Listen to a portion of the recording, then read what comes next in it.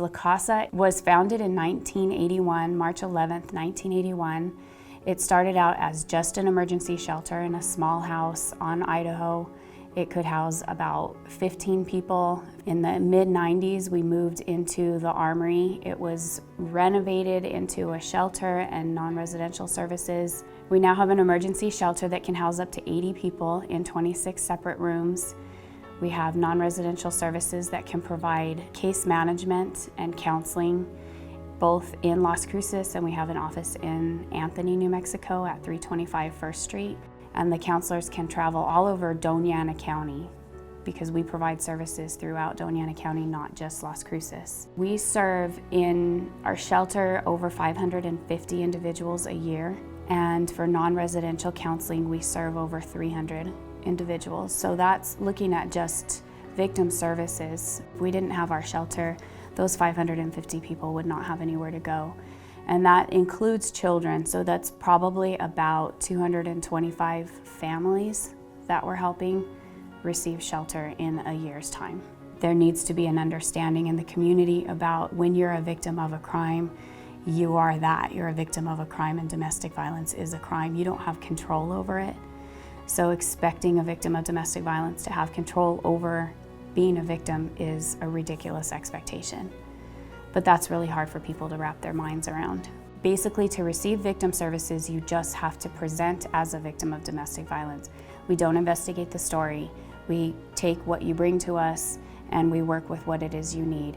In order to get into the shelter, we prioritize people who have immediate homeless needs due to their domestic violence. And in order to get into our housing program, they have to come out of the emergency shelter.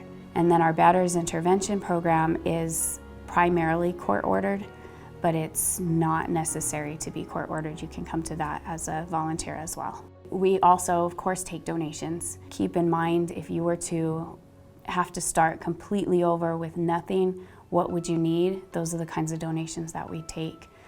We have a shelter, so we can use donations like toothbrushes, toothpaste, shampoo, conditioner.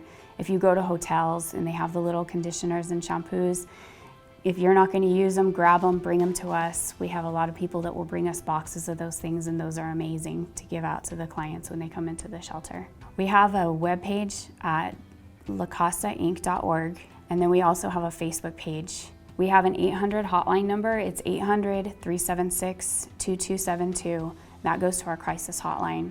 And then our administrative phone number is 526-2819. The address, 800 South Walnut. Now that building is both our administration building and our shelter. Our shelter address is not a private address. The reason we do that is because a lot of times people don't want to call law enforcement in order to get to a shelter. Some things that we have seen with clients is there's a statistic that people will leave 9 to 11 times before they actually leave. That doesn't mean that they have to leave 9 times. It could be the first time, it could be the 11th time.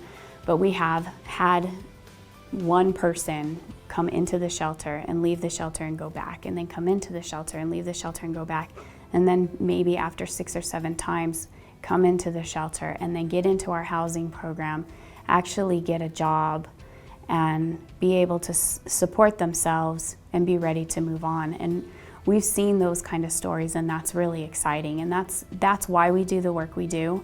The ones that go back, they're hard, but we understand. We understand that's part of the process.